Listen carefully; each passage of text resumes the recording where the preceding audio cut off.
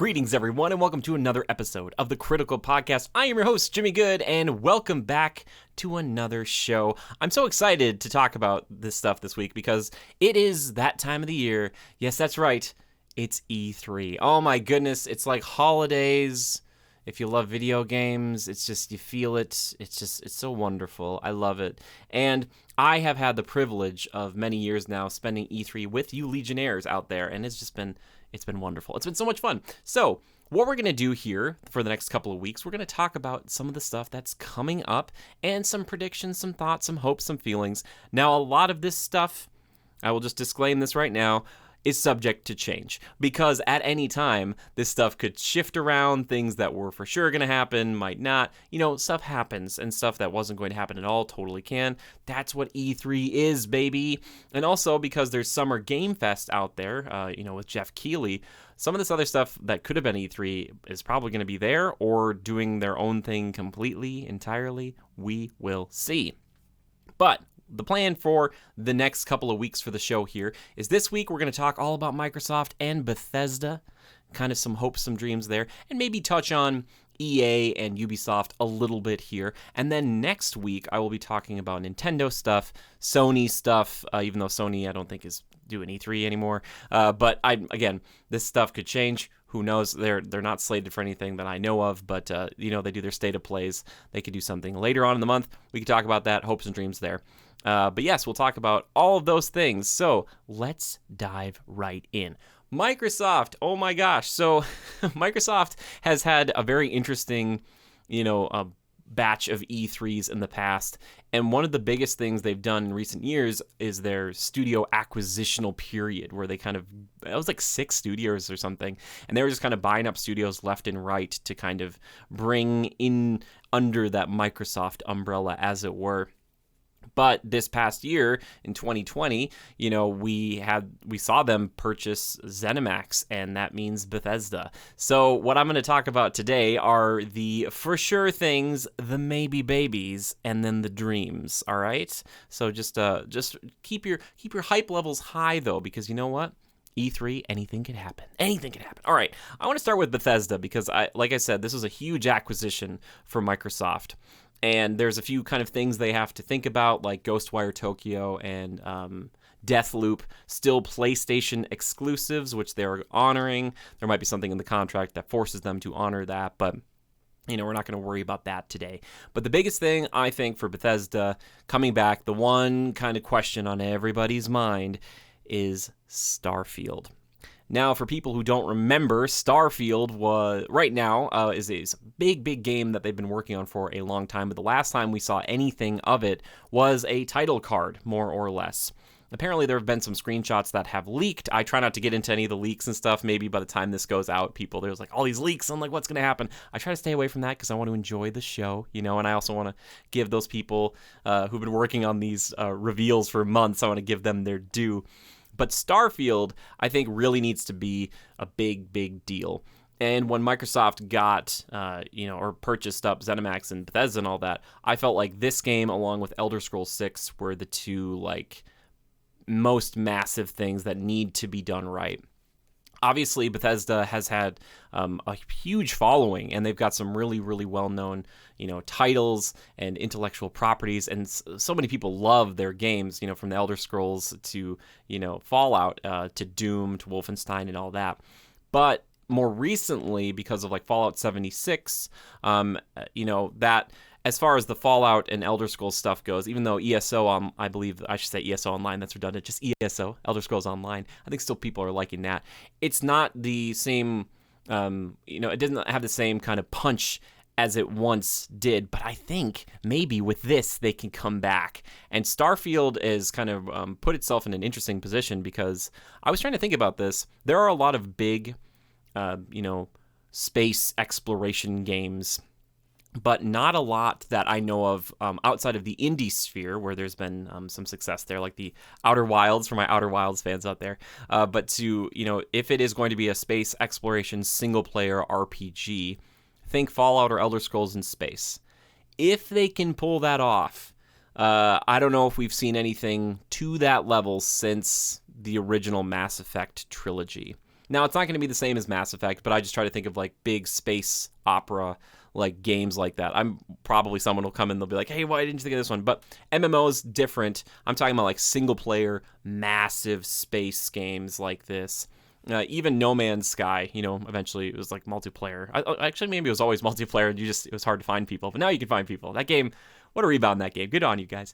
But yeah, I think Starfield really needs to come in and they need to show it off in a big way if they can. Now, there's a lot of question marks that come into not only Starfield and its development because of the last year.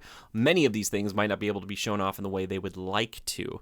Unfortunate, but I'm still really hoping to get something from Starfield because right now, for that Bethesda press conference or presser they had a few years back, it was kind of a lot of title cards and not a lot of actual games, and I'm like, I want to see that. So yeah, that's a really big question. And for them to introduce brand new intellectual property that they're working on really hard, and they've got a lot of people from Fallout and Elder Scrolls working on this thing. It's really interesting to me because I'm like, okay, I want to see this thing. I'm really curious to see what this is. Is this like, is it kind of, No Man's Sky-ish where you do build a spaceship and you travel around and you kind of, fight throughout the planets and stuff? Who the heck knows?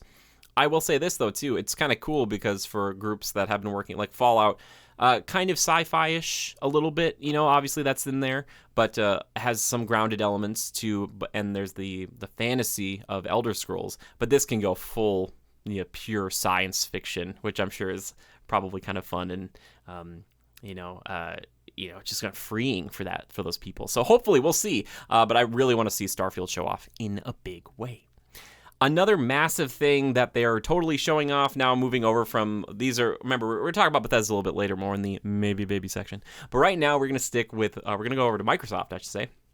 And another massive thing they need to talk about is that Halo Infinite, this game that has been shown, will get a showcase here. Apparently, people didn't love the showing that it had a while back. I honestly didn't notice because I was so excited about the grapple hook. I was like, Master Chief's got a grapple hook. Yes! But I really, really want to see some more of this game. Obviously, they need to show it more polished and all that stuff because that's what people were complaining about. If people had missed it, they did show this game off like last year, and a lot of people complained that it didn't look very good, or like when Master Chief was walking through the grass, it kind of clipped away and it was gone, or one of the brutes' faces didn't look super good, kind of a meme moving around the internet. But I really respect the heck out of Microsoft for not launching this game with the Series X and S. They totally could have. They could have damaged the brand of Halo and made a ton of money in the process, but they didn't. And I really freaking respect that. That's a really bold move. So I'm really excited. They know they needed to have that time to let it cook. It's their biggest intellectual property. Like, they need to make sure this works. What I'm thinking, a lot of people are saying maybe it'll close out the show. Total possibility. Could open the show. Maybe, somewhere in the middle, right? But I could see this being a closer as well, like a really big gameplay showcase to show how polished it is. Maybe talk a little bit about the multiplayer too, because a lot of people who play Halo love the campaign, but they also really love the multiplayer. Talk about the modes, talk about possible Forge mode stuff, all of those good things. Where's Griffball? Come on, guys. But yeah, I would love to see that. I really want to see some more from what Halo's got, and I like Halo. I really do. I have a big soft spot for Halo. I used to LAN party back in the day, so a little bit, not as much as some people did, but I really respect and love the lore of Halo, and I'm excited to see where Master Chief goes. But yeah, again, really cool that they held off on that for me, because I don't want them to rush it out and then have to patch it later. It's like, I'd rather have you make this thing as great as you possibly can and then get it out there. So yeah, we're going to see a lot of Halo, I think. Also, I want to know, Infinite. Is that a Mobius strip? Does it look like an infinity symbol? Are we going to take two Halos and mash them together? Like, what are we going to... Is Master Chief just running on a Mobius strip forever? That's what I want to know. I'm just like, Infinite, what does that mean? Because I remember originally when we saw the teaser for it, they showed Master Chief... Well, Master Chief, like, had his helmet off. He was holding it at his side, and you couldn't see his face. But there was, like, 4 Marines walking around together. And I'm like, oh, is there going to be, like, a 4-player co-op? I don't know. Halo has had co-op in the past, for sure, in their campaigns, but if this is, like, potentially somewhat open world, I don't know, this could be really interesting. Also, if there is, like, a level-up system for the guns in the game, I don't know. There's a lot of possibilities here. I'm just excited to see Master Chief back. Always happy to see him. I never want to see his face, though. Never, ever. No, thank you. Also, it sounds like Psychonauts 2 has been confirmed. I looked into it. Psychonauts came out in like 2005, so it's been like 16, going to be 17 years coming up since that first game. But I loved Pokemon Snap, and it took them like 20 years, plus to get that out. So, anything is possible. So Psychonauts 2 is going to be there. 3D platformer.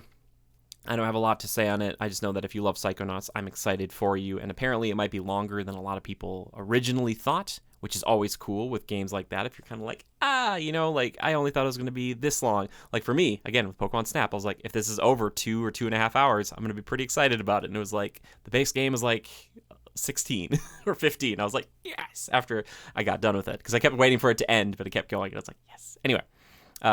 So I'm excited to see a little bit of that, but I'm more excited for the fans, because those people who love Psychonauts, to have a sequel coming so many years later, a decade and a half later. Good on you. Another one that is, I don't want to say it's for sure, but is pretty heavily rumored. One of those things that, like, especially with the new console, I'm almost kind of surprised it didn't come out with the new console. But again, last year was kind of crazy, so who knows? But that is Forza Horizon 5. That's right, not 4. Almost said 4, but I meant 5. It's 5. Kind of showing off the graphical fidelity, the photorealism, all of those big words to kind of flex the Series X and S hardware. Wouldn't be surprised at all. Oftentimes with Forza, you see him at these shows to be like, oh my gosh, look at that. Look at how detailed the cars look. And they'll do slow motion pans of detail shots on the cars. And you're just like, oh my gosh, it looks real. But yes, I've gone on record in the past, I think, saying that I like the Forza Horizon games more than just the track games, just because I like kind of the open world feel of it, just personally, more fun. So I'm interested to see this one just in action and how pretty and wonderful it is. So hopefully we're going to see that one too. Another one, Age of Empires 4 strategy game. People unite, get excited. I'm so happy that strategy games are still like a big thing. But yeah, Age of Empires 4 probably could have a good chance of showing up here. For people who've loved this series for a long time, bringing it to another level here in the future, and just continuing strategy games, which I would think a lot of people, with things nowadays, how fast they are, I'm just happy to see strategy is still a franchise or a thing that can still exist. So Age of Empires 4, a decent chance showing up. I hope there's one person listening to this right now who's excited about Age of Empires 4. I'm sure there's more than one, but I want somebody just fist pumping. If you were the fist pumper, you let me know down in the comments. All right, so those are kind of the ones that, like, most people feel pretty strongly about, and the ones they've kind of confirmed more or less, not completely for sure things, except for, I believe, Starfield, Halo Infinite, and Psychonauts 2. But now we're moving into the maybe babies section. So this is maybe baby, hoping so badly for these, for some of them anyway. A few here at the top have been shown off in the past, but only in like a trailer. So there's a chance that we're going to see them again. First off, State of Decay 3. We saw a trailer for that a while ago. I was honestly a little surprised because State of Decay 2 didn't come out super long ago when we saw that first thing. But again, time is it's a malleable thing, right? Watch it fly by as the pendulum swings. We're going to get copyright claimed. But so State of Decay 3 is coming up. I'm curious to see more of that game. I'm interested because I played a little bit of 2 on Game Pass a while ago. Who knows? But again, we had like a cinematic trailer for that. Could show up. Hellblade 2. So for people who don't recall, Hellblade Senua's Sacrifice was that third-person kind of game set within Norse mythology, but also a main character who hears voices and kind of goes on this kind of a vision quest, but also this kind of it's just an intense experience. I played a little bit of that first one, and I was like, wow, this is pretty good. But I'm really interested to see more because we got that really stunning cinematic trailer that they were saying like in-game footage-ish or something, where it's like her face and her teeth, and she's kind of like really like striking. Could see that as well. Another one for our first-person shooter fans out there, Perfect Dark. Now, with Rare and all that stuff, it's just like, oh, Perfect Dark's back. All right. I wouldn't be surprised to see that completely. I think If we see any Perfect Dark, that would be a win for a lot of people. I think the focus of first-person shooters is going to be elsewhere, but at the same time, a single-player first-person shooter like that with a co-op, or potentially, I should say, multiplayer modes and stuff, that could show up. But it'd be nice to see that game in action if they have anything to show. Again, a lot of this stuff maybe was going to be shown at one point, but because of last year, who the heck knows? I would really also really like to see a little bit of Avowed. Now, Avowed was, after Microsoft had purchased Obsidian, to me, in that cinematic trailer, and maybe to some others too, it seemed like their answer a little bit to Elder Scrolls, kind of saying that team has had work in the past on games that Bethesda has big IP for. But at the same time, I was like, okay, it looks really interesting. First person, single player fantasy RPG. We saw a cinematic trailer. It looked gorgeous. As I like to tell people, though, those cinematic trailers, remember, they are just that. Not always indicative of gameplay. But I'm looking at you, World of Warcraft trailers, which are gorgeous. Side note, what if Blizzard made a game that looked like that? Oh my gosh, right? It would blow all of our minds. Anyway, it would be so hard. The processing power alone, think of it. Anyway, but Avowed, I really want to see that, because I think now that Microsoft has acquired Bethesda, if they can stagger the release of it, and I think there'll be enough time, because I don't know if Avowed is going to be nearly as meaty or big as Elder Scrolls 6, and that's a ways out still. I think the people who like those types of games, or those styles of games, they will still be there for Elder Scrolls 6. And if Microsoft can kind of be like, hey, you know what? Here's Avowed, it's coming out, and then a couple of years, 2 years later, 3 years later, whatever it's going to be, Elder Scrolls 6 comes along, or however long that gap is. I think there's enough there where it's not going to cannibalize sales at all. But I think some people who are really excited about Elder Scrolls are also really excited about Avowed, and it would be just great to see that thing in action. And maybe it won't be anything like Elder Scrolls. Again, that's just me going off the cinematic trailer. Who the heck knows? But I would like to see more of it. One that is a pretty decent chance of showing up, Battlefield 6. Now, I know we're kind of diving into EA a little bit here, but there have kind of been rumors circulating about that a little bit. Again, I haven't seen any leaks or anything like that, but there is a good chance that maybe because of that. And I'm not exactly sure where the Call of Duty Sony deal is in its life right now, because I know that Sony got there was this kind of like agreement for them where they were getting stuff first on PlayStation and, all the game conferences and stuff, where Call of Duty used to be a really big thing on Xbox. But that means that I wouldn't be surprised to see some Battlefield 6 shown and running on, Xbox Series X to show off and say, like, this is the most powerful video game console right now, and here's what Battlefield 6 looks like. Here are the teams, like the massive teams, and here are the buildings. We can destroy multiple buildings now, like stuff like that. I would not be surprised to see that thing at all, and it'll probably look pretty good, hopefully. This is one for a bud of mine, Scarlet Nexus. I think if someone's so excited about that, there's a chance. Maybe baby. That's a maybe baby. Scarlet Nexus. Who the heck knows? I don't know. Again, I'm just putting these out there. I was like, you never know. We might see a little bit of it. Who knows? It might come up really quick, might go away. These are also games that I don't expect to have. Maybe Battlefield 6 would have a lot of video time here for this showcase or this presser. Except for this other one that I want to talk about at the end. I'm saving one for the very end.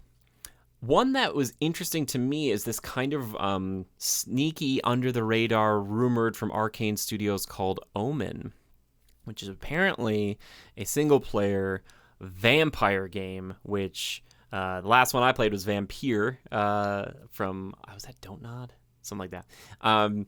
But Omen, first off, great name. Second off, if it's gonna be Dishonored style at all, makes perfect sense. Sneaking around, superpowers, big choices, right? That'd be cool to see a little bit of that now. You never know. I don't know about these next two because they kind of come as a package deal, and I don't know if we'll see either of them. But that is Wolfenstein 3 or Indiana Jones from Machine Games. Now, there is always a chance they could tease Wolfenstein 3, and just show like a logo or something. However, if it came down to it, I would love to see Indiana Jones. That might still be way, way, way, way, way early, because they kind of only talked about it a little bit recently. But anything, even a title drop for that, would be interesting. Indiana Jones and the Temple of Flames and Ice, or something like that, or Indiana Jones and the Sinister Goblet. I don't know. Something like that. It'd be cool to see, because now Disney is branching out and working with different groups for these other games and intellectual properties and stuff like that. And it's just, man, an Indiana Jones game, like, to me, we've had Uncharted for so long, and that's what a lot of people have been saying is Indiana Jones, but it would be really interesting to see what a modern Indiana Jones game would look like. So if it came down to one of those two, personally, I would love to see Indy. I love Indy. I love Raiders. One of my favorite movies of all time. So, again, horrible maybe baby. Maybe baby. Not a dream game, but a maybe baby. Last one I do want to talk about here in the maybe babies is the one that they could show a good chunk of, even though I think it's still way early days, but still, and that is Fable. Fable, I think, still has the chance to become one of Xbox pillars. I really do think that. It's had this kind of interesting past where they've had the 3 games and the spin-offs and things like that, but I've always thought it has the potential to be something huge.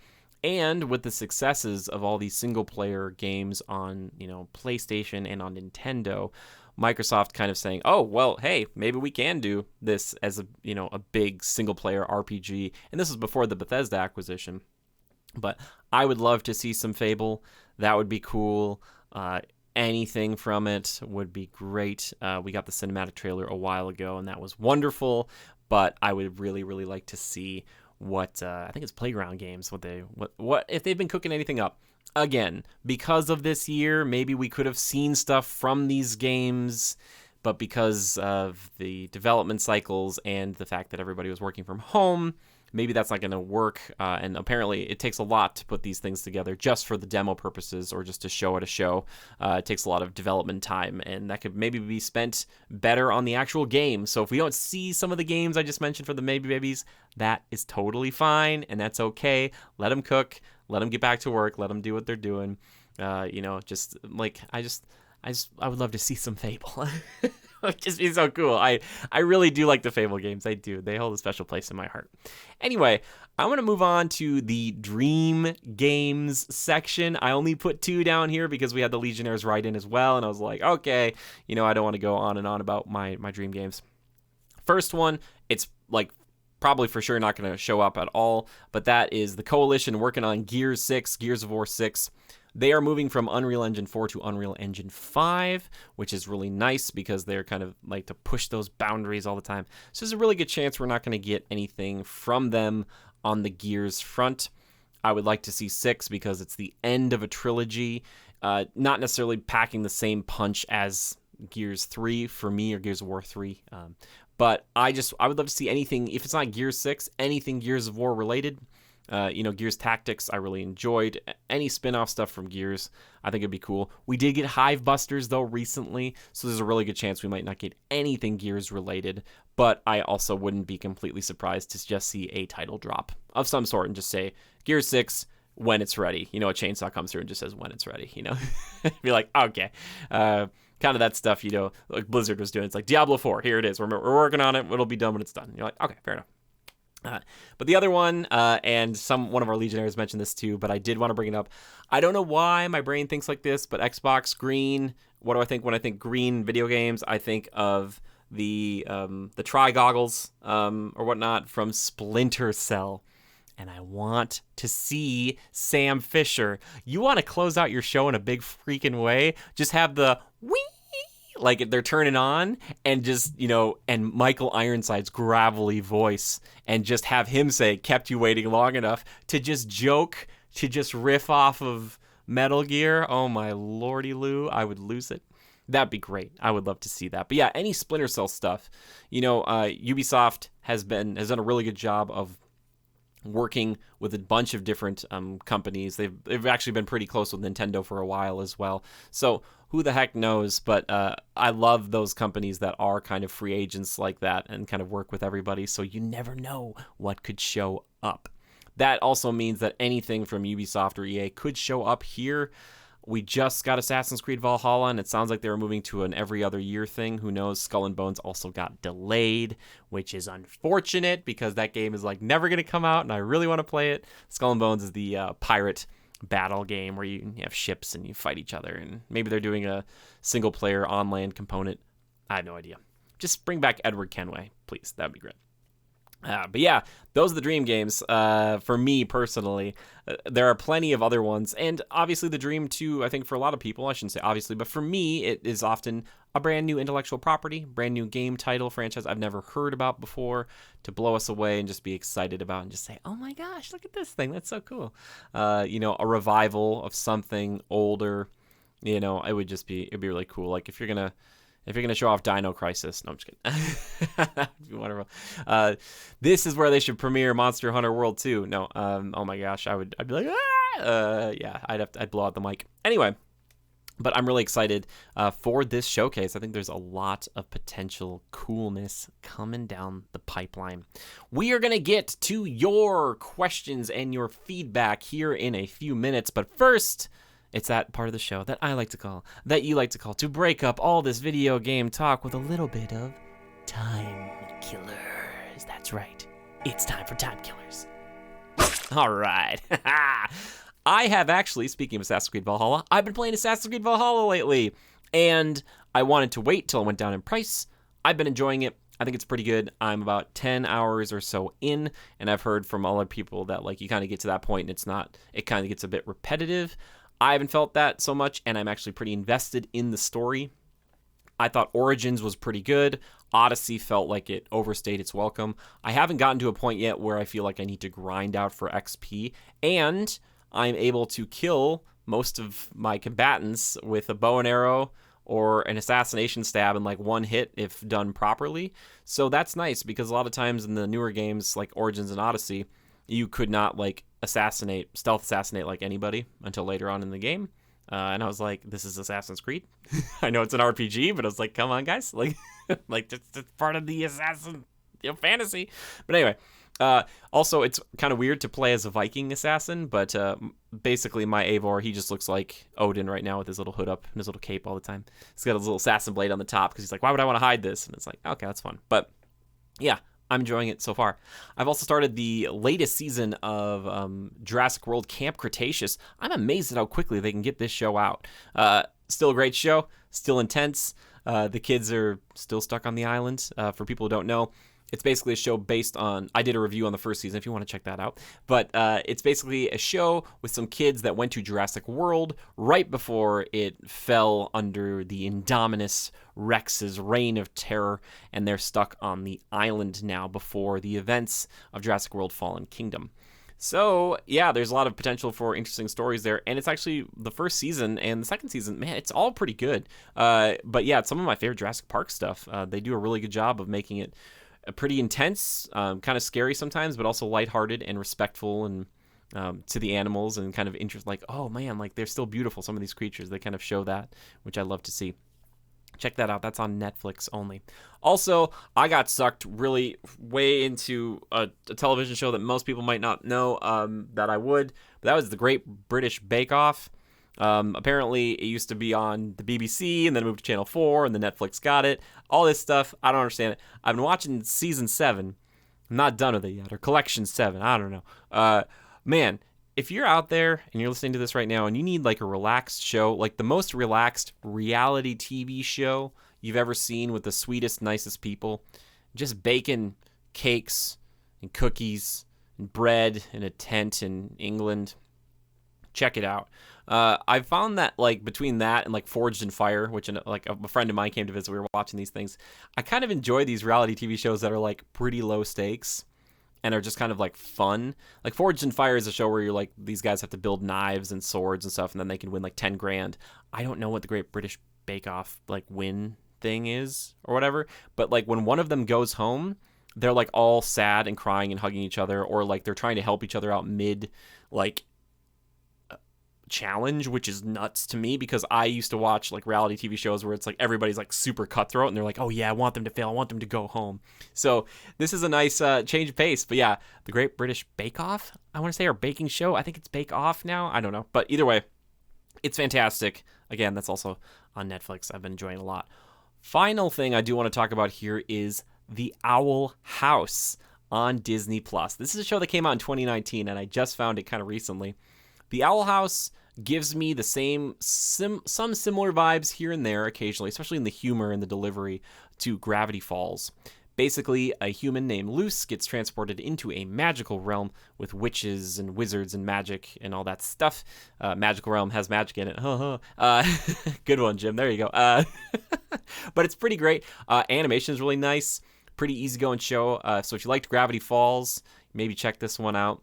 It has Alex Hirsch in it, who did the voice for like Grunkle Stan and Seuss and stuff, and he's in here. And did he do Bill Cipher? I don't know. But yeah, really good job. And Wendy Malick, who people might know from a bunch of different things, is one of the main characters, and she is excellent. So good, perfectly cast. She's a great voice actor and just actor in general. I really like her. But check out The Owl House on Disney Plus, and that one is good for the family too. That and Camp Cretaceous. Camp Cretaceous is a little bit scarier, but it'll be scary. Be too intense, maybe. I don't know. Depends on how old your kids are. They say like TV 7 plus. You know, use your best judgment on this. Anyway, let's move into the final segment of the show, my personal favorite, which is community feedback and questions. We got some great ones this week. I'm so excited. I love it when you guys write in. When you write in, it just makes my day. I love it so much. Oh my gosh, so good. Okay, anyway, so on Twitter. Let's start over here. I asked everybody, what are you excited about for Xbox and the Bethesda stuff? And this one comes in from It's My Team's Fault. Hey, Ryan, how you doing, buddy? He says, while it can show up for Microsoft or Ubisoft, Splinter Cell, it is time. If they show that Sam Fisher's in Far Cry 6 before a new Splinter Cell game, I swear. Yeah, that would be rough. For people who don't know, Sam Fisher, the main character of Splinter Cell, has been popping up in like every other Ubisoft franchise except for a new Splinter Cell, which is kind of unfortunate. I've said in the past, I think it's a little bit of a harder sell to do a Splinter Cell nowadays, but I still would love to see it come back. If you do Mercs and Spies versus Mercs or Mercs versus Spies, you could still have it be the multiplayer aspect, so you could still make it work. It's just Ubisoft has been doing really big. If you're doing single player, they do massive, like Valhalla. It's just so big. Or they're doing stuff like Rainbow Six Siege. But, yeah, I don't know. Maybe it's just Sam Fisher. Maybe it's harder to do, like, an urban environment. You have to trap Sam Fisher in, like, a city. I don't know. I made a Splinter Cell wishlist video. That's what I want. Just have him go to separate locations where they're all, like, decent little, open worlds, but little chunks, right? Like, you have one that's more... It's up in Siberia, and you got one that's down in Venezuela. You know, like you do different things. It could totally work. It could work. Anyway, this one comes from @MissileMage. She says, personal wishes, small amounts of gameplay from both Fable and Avowed. That a boy. Forza Horizon 5 tease, and a couple of interesting surprises, and just show off some solid games. Yes, for sure. A lot of these game pressers, they're like, we're going to show off 80 games today, and they do, but then they're like the ID at Xbox or the indie stuff, they go by so fast, and you're like, what? Oh, side note, Cuphead DLC, like I want it to come out, but I also don't because I'm sure it'll be devastatingly hard. But I would love to see it. I would love to see some Cuphead DLC. Anyway, moving over to the Discord over here. This one comes in from Zora Caviar. He says, I am actually quite curious about a new Halo Infinite showcase. They have to do one, right? Yes, you're right. I'm not too sure what else to expect from Microsoft since a lot of their previously announced projects are still cooking. I know they like to show third-party games, so here's hoping for Elden Ring. Oh my goodness, Elden Ring could show up. For people who've forgotten, Elden Ring from Software, in accordance and in collaboration with George R. Martin from Game of Thrones fame.